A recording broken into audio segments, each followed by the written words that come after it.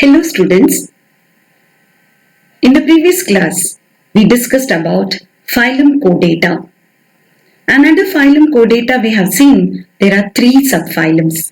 I hope you remember that. Which are the three subphylums? Subphylum Urochordata, subphylum Cephalochordata and subphylum Vertebrata. And the main feature of phylum Chordate is the presence of a notochord. In the case of phylum Urochordata, notochord is found only in the larval tail. Whereas in the case of phylum Cephalochordata, notochord is found throughout their life from the head to the tail. And in subphylum Vertebrata. So today we'll discuss about subphylum Vertebrata. From the term you must have got some indication, right? Vertebrata means vertebral column. So let's see what are the characteristic features of subphylum Vertebrata. Subphylum Vertebrata, they possess notochord during embryonic period. When they are in their embryonic stage, they have notochord. But once they develop into an adult, once they transform into an adult organism, the notochord will be replaced by the vertebral column. Hope you understood. So that is the difference between subphylum Urochordata, Cephalochordata and subphylum Vertebrata. So in Urochordata, notochord is present. Cephalochordata also notochord is present. In subphylum Vertebrata also notochord is present. So in all these three subphylums, notochord is present. That is why they are classified under phylum Chordata. But now what is the difference between these three subphylums? In the first one, notochord is found only in larval tail. Second one, notochord is found from head to tail and it is found throughout their life. But in the third subphylum, that is subphylum Vertebrata, notochord is found only in embryonic stage, and this notochord will be replaced by a vertebral column. Now this vertebral column may be cartilaginous or it may be bony. Means made up of cartilage or bones. Hope it's clear? Right. So that's a main feature of subphylum Vertebrata. Another important feature is they have a muscular heart which is ventral and it has chambers. The heart has chambers. Either it will be two-chambered heart or it will be three-chambered heart or a four-chambered heart. So heart is ventral, muscular with 2, 3 or 4 chambers. Okay. Then they have kidneys, well-developed kidneys for excretion and osmoregulation. Then they have paired appendages. Paired appendages means the appendages will be paired. That is the limbs which they use for movement. It may be fins or it may be limbs. But whatever it be, it will be paired. Right? Another. So these are the 5 main features of subphylum Vertebrata. Hope you understood. So once again, subphylum Vertebrata, they possess notochord during embryonic period. But this notochord will be replaced by a vertebral column which may be either cartilaginous or bony when they grow into adult. Then they have a ventral muscular heart with 2-chambered, 3-chambered or 4-chambered heart. Then they have kidneys for excretion and osmoregulation. They have paired appendages for movement or locomotion, that is either fins or limbs. Now, the next point is very, very important. What is that point? All vertebrates are chordates. All vertebrates are chordates, but all chordates are not vertebrates. Have you understood the meaning of that statement? All vertebrates are chordates, but all chordates are not vertebrates. What does it mean? So all vertebrates are chordates. Why? Because all vertebrates possess notochord. The characteristic feature of chordate is presence of notochord. Right? So the first part of the statement, all vertebrates are chordates because all vertebrates possess notochord.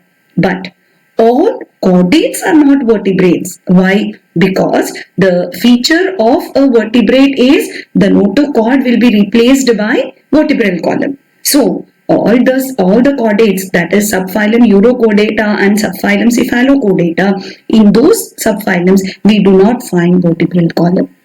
Is that clear? That is why all vertebrates are chordates, but all chordates are not vertebrates. Why? Because subphylum Urochordata and subphylum Cephalochordata both are chordates, but they are not vertebrates. Why? Because they both do not have vertebral column, whereas subphylum Vertebrata has vertebral column. Hope that statement is very clear. You may get this for your exam. So all chordates are not vertebrates, but all vertebrates are chordates.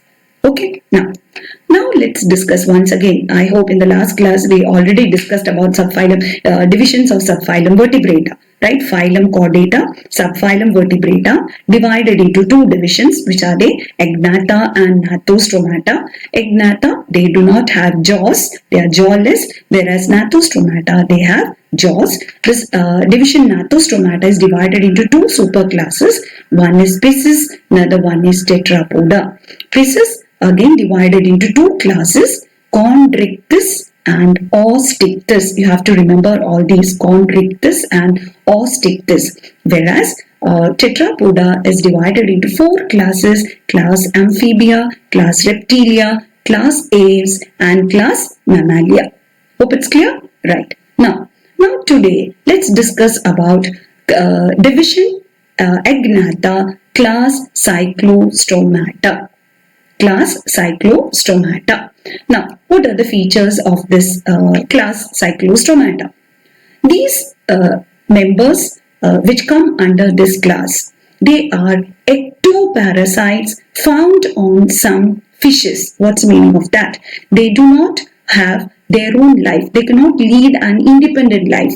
They are always dependent on some other fishes for their food. They are found attached to the body of some other fishes. That is why they are called as ectoparasites. I have already explained to you what is the meaning of parasite, what are ectoparasites and what are endoparasites in the previous class.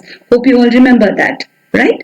Right. So the Cyclostromata members are ectoparasites found on certain fishes. Another important point that you have to remember is they have an elongated body. Their body will be very long and they have 6 to 15 pairs of gill slits which are used for respiration. So gill slits are found. Gills are not found. Gill slits are found. Okay. How many gill slits will be there? 6 to 15 pairs of gill slits. Then they have a mouth which is circular and it is meant for sucking purpose. They do not have jaws, right? So teeth-like structures are found at the mouth region, and the mouth will be circular and it will be having the feature of sucking. Why? Because they are dependent on other fishes, right? So they have to suck the food. To derive the food from the host fish, they need certain specialized structures. So they have a sucking and circular mouth. Then they do not have scales on their body. Their body is having soft, moist skin, no scales, and they do not have paired fins. Right? Fins are present. Fins are used for moving in water, but they are not paired fins. And then the vertebral column as well as the cranium. Cranium means the covering of the skull. The covering of the brain. So that cranium and the vertebral column both are cartilaginous in nature. They are not bony. They are made up of cartilage. So these are the characteristic features of class Cyclostromata. Hope you understood. So the most important feature is they are ectoparasites found attached to the body of certain fishes. Then they have elongated body with about 6 to 15 pairs of gill slits which are used for respiration. They have a sucking and circular mouth without jaws. They do not have scales. They do not have paired fins. Then the cranium and the vertebral column are made up of cartilage. Hope it's clear. So these are the characteristic features of Cyclostromata. You have to remember these points. I know it's very difficult after studying so many phylums, studying all these characteristics of this phylum. It is difficult to remember each and every phylum characteristics. But try to remember at least the unique features. When you remember a particular phylum, for example, let's see, phylum Mollusca, right? Immediately what should come to your mind? Shelled animals. Now then you should remember shell is made up of what? Calcareous, it is a calcareous shell made up of calcium carbonate. Then you should immediately remember what is the other feature? It has a visceral hump, it has a muscular foot, it has a head. Then inside that visceral hump there is a mantle cavity where you find the systems, right? Like that, some unique features, rasping organ, unique features, try to remember. Hope it's clear. So cyclostomata means immediately what should come to your mind? Ectoparasites. Where are they found? Attached to the body of some fishes. Then you should remember ectoparasites mean they should have certain structures for deriving the food. So the special structure is sucking and circular mouth. Then they do not have jaws. Why? Because they come under division agnata. Then you should remember they have gill slits for respiration. Then you should remember their body is soft, moist skin. They do not have scales. Then paired fins are absent. Then the vertebral column and the cranium are cartilaginous. Hope it's clear. So that's all about cyclostomata. And then one more feature is circulation is closed type. Closed type means the blood flows through blood vessels, that is arteries, veins and capillaries. Fine? Right. Now let's see one more important feature of this class cyclostomata. They are usually marine animals, means they are found in marine water. And during the time of laying eggs, the female moves, they swim towards the fresh water. They do not lay eggs in the marine water. They lay eggs in fresh water. So for the purpose of laying eggs, the process of laying eggs is called as spawning. What is it called as? Spawning. So this is the term, spawning. Spawning means process of laying eggs. So in order to lay eggs, these adult females migrate to fresh water. And after laying eggs, within a few days, they die. Why? Because adult cyclostomata members, they are adapted to live only in marine water. They need salt water for the survival. But for laying eggs, they move on to the fresh water. Right? When they move on to fresh water, what happens is they cannot survive for a longer time. So they lay their eggs and after that they die. And these eggs hatch out and the larvae can survive only in fresh water. So that is a problem.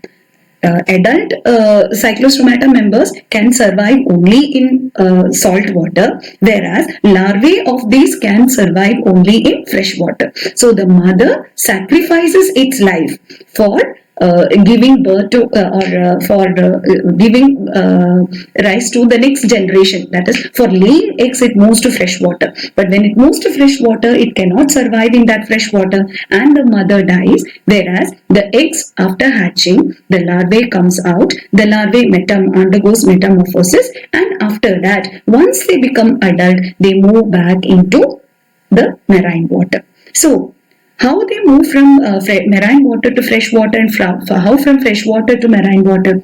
You must have heard about estuaries. What are estuaries? They are the areas where a river meets the sea. So river water will be fresh water, whereas the sea water will be salt water. So at that region, that is these cyclostomata members, they are found mainly in estuaries where they have the chance of migrating into fresh water for laying eggs, and this larva, after metamorphosis, they move on to the marine water. So this is another unique feature that you find only in cyclostomata members.